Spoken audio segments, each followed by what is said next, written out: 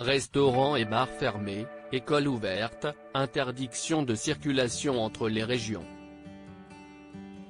Mercredi 28 octobre, Emmanuel Macron a exposé les modalités du reconfinement national des Français, tandis que le pays est actuellement touché par la deuxième vague de Covid-19.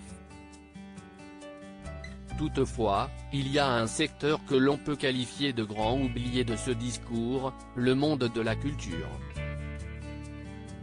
Et sa ministre fait également office de grande absente parmi les invités à la prochaine conférence de presse destinée à décliner les modalités du reconfinement.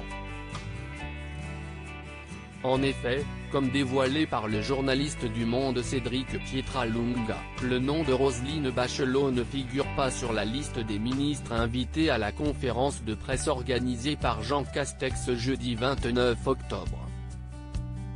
Un oubli de taille quand on sait que le milieu de la culture va être fortement impacté par ce reconfinement, puisque les cinémas, musées et théâtres vont être de nouveau obligés de fermer leurs portes et tirer le rideau, alors qu'ils n'avaient réouvert que depuis quelques mois. Quelles mesures pour le monde culturel à l'heure du reconfinement? Une intervention non nécessaire selon Jean Castex?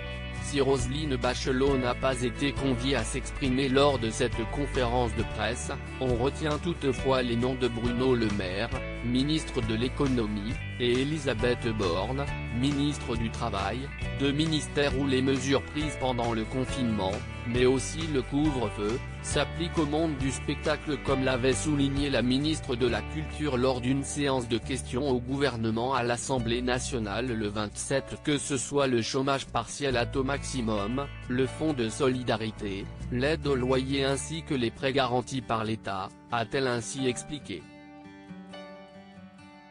Reste à savoir si ces mesures sont toujours d'actualité, maintenant que la France entre en reconfinement.